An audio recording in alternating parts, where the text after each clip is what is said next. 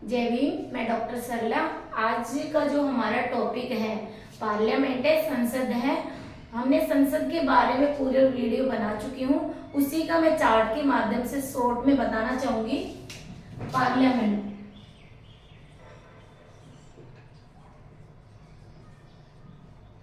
संसद,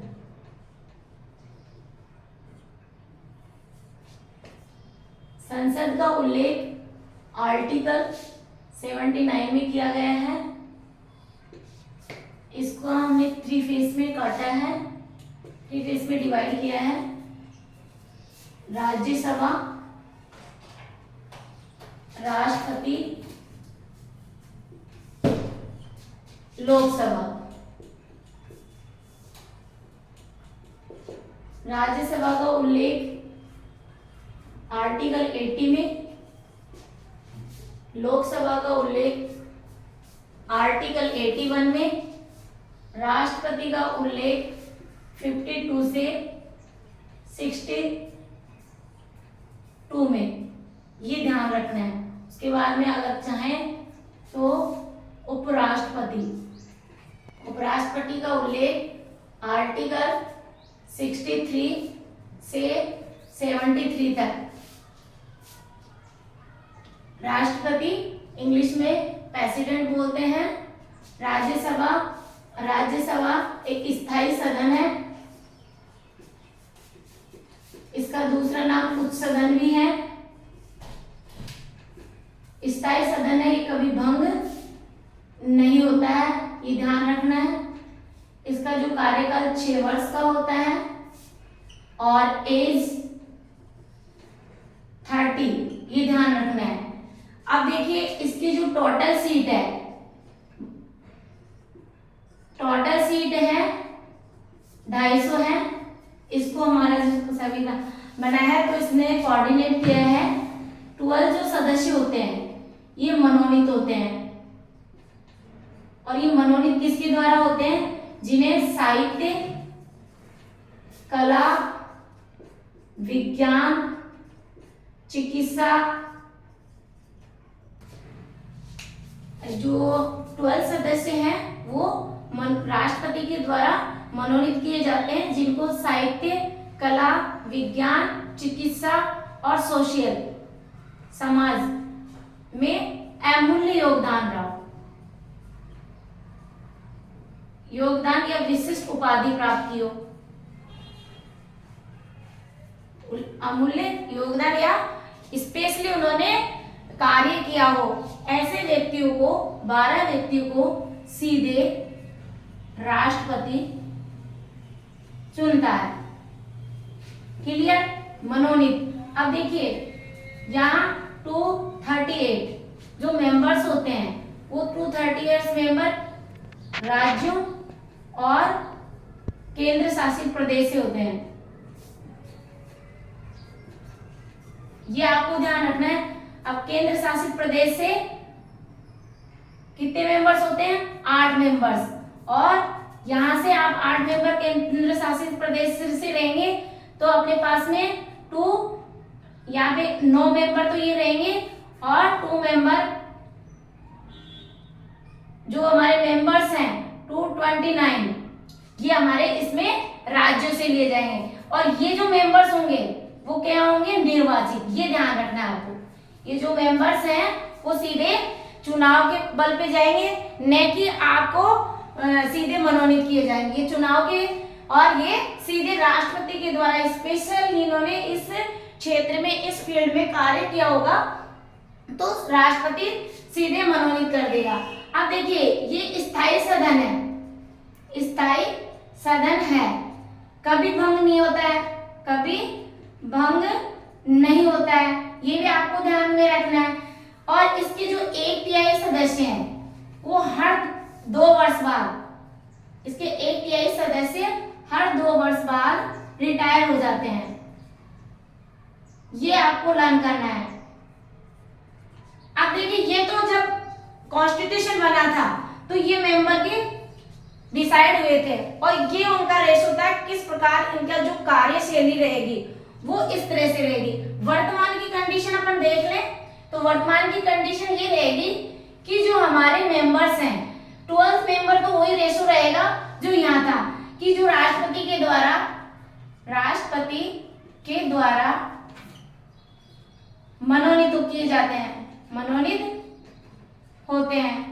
राष्ट्रपति मनोनीत करता है जिनको स्पेशल उपलब्धि हासिल की हो, इस फील्ड में अच्छा वर्क किया हो, अमूल्य उनका योगदान रहा हो, तो ऐसी कंडीशन में उन 12 व्यक्तियों को राष्ट्रपति सीधे मनोनीत कर देगा। अब हमारे जो 12 वर्तमान में 245 थे, 12 इसमें लेस कर दो 233 मेंबर्स किससे लेंगे?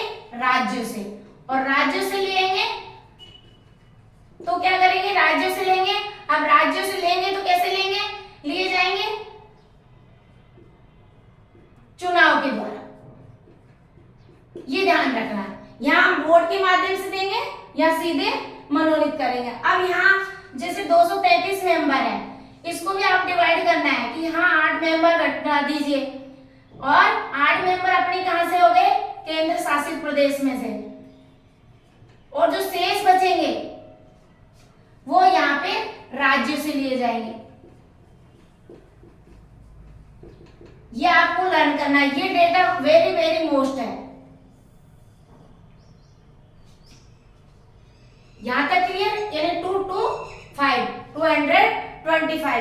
ये आपके फैक्ट लर्न हो जाते हैं। तो जब आपका पीटी होगा तो डायरेक्ट आपके स्टेटमेंट और कंक्लूजन से क्वेश्चन पिछले आईएएस में भी पूछा गया है, आरएस में भी पूछा गया है, तो ये क्लियर हो जाएंगे। अब देखिए अपन लोकसभा से बात कर लेते हैं। लोकसभा के बारे में बात करें तो इसका जो उल्लेख है वो 81 में आर्टिकल 81 में किया गया है। अब इसको क्या कहते हैं? इसको लोकप्रिय सदन कहते हैं। अब लोकप्रिय सदन क्यों कहते हैं? इसलिए कहा जाता है क्योंकि जनता के द्वारा इलेक्टेड होता है, जनता के द्वारा चुने जाते हैं और लीडर का चुनाव होता है। जनता चाहे वो अपने जो बहुमत दल का नेता है उसको प्राइम मिनिस्टर बना सकती है। अब यहाँ पे जब हमारा कॉन्स्टिट्यूशन बना था तो एक मेंबरशिप की जो मेंबर्स होते थे उनकी जो संख्या थी वो डिसाइड करती थी 552। अब 552 को उन्होंने कैसे कोऑर्डिनेट किया कि जो 2 मेंबर्स थे वो एंग्लो इंडियन थे,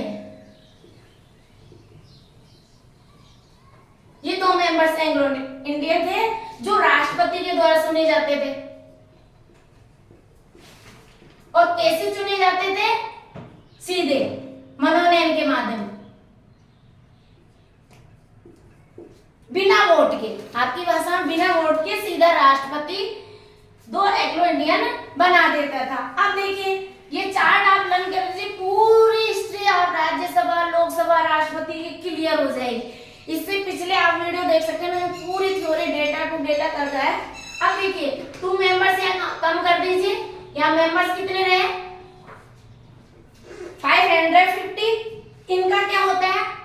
चुनाव के द्वारा निर्वाचित, यानी जो जनता है इनको वोट करती है। ये हमारा कॉन्स्टिट्यूशन बना था तब ये डिसाइड की गई थी। अब देखिए इसको भी डिवाइड कर दिया उन्होंने। कैसे कर दिया कि जो आप करेंगे यहाँ जो 20 मेंबर होंगे वो तो केंद्र शासित प्रदेश से लिए जाएंगे, ये आपको क्लियर करना है। और फिर 530 जो मेंबर होंगे वो राज्यों से लिए जाएंगे। कैसे लिए जाएंगे? चुनाव के माध्यम से, निर्वाचित में चुनाव करवा के। ये क्लियर हो गया। अब इसका उदाहरण देती हूँ। हमारे राजस्थान में कितने मेंबर्स हैं?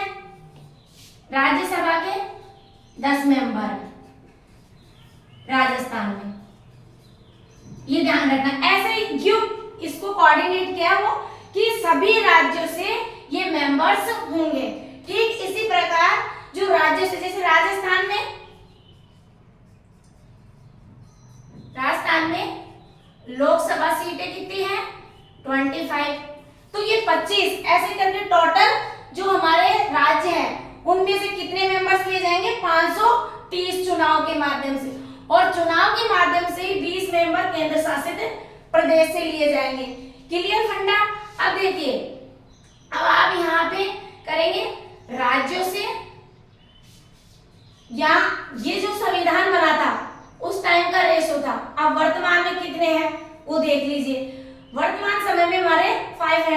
545 है।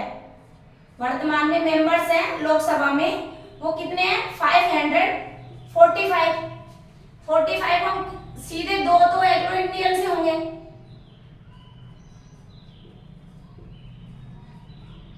और फिर हमारे मेंबर्स कितने हैं 543। ये किससे होंगे राज्यों से, राज्यों से, सभी राज्यों से।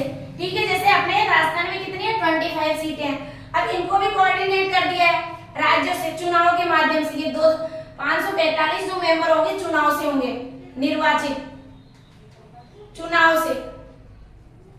ठीक है, अब देखिए यहां से आप करेंगे तो 545 है उनको आप 19 जो सीटें होंगी वो कैसे होगी, 7 तो दिल्ली में केंद्र शासित प्रदेश में है, इनमें से आप घटाएंगे, और शेष जो है वो अन्य केंद्र शासित प्रदेश से।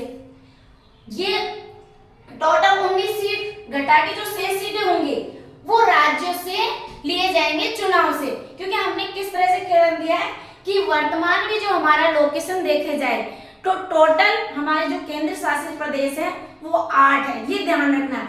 और हमारे जो स्टेट की संख्या है पहले 29 थी, क्लियर, क्योंकि उसको हम जम्मू कश्मीर और लद्दाख को केंद्र शासित प्रदेश बना दिया गया है, तो अब हमारे 28 राज्य और 8 केंद्र शासित प्रदेश हो गए हैं। तो इस तरह से जो हमने लोकसभा और राज्यसभा, अब राष्ट्रपति की हमारे जो पूरे वीडियो है उसमें हमने पूरा डिटेल डाल दिया है, तो ये आप ये भी लर्न करें। और आर्टिकल 74 से 75 मंत्री परिषद का उल्लेख किया गया है। ठीक है, कि मंत्री परिषद सामूहिक रूप से किसके प्रति उत्तरदायी होती है, लोकसभा के प्रति। और मंत्रिमंडल में जो बहुमत दल का नेता होता है वो कौन होता है, प्रधानमंत्री होता है। तो ये ध्यान रखना है कि मंत्रिमंडल में जो बहुमत दल का नेता होगा वो प्रधानमंत्री होगा, और मंत्री परिषद सामूहिक रूप से लोकसभा के प्रति उत्तरदायी होती है। थैंक यू सो मच, और आपको अच्छा लगा तो सबको शेयर करें।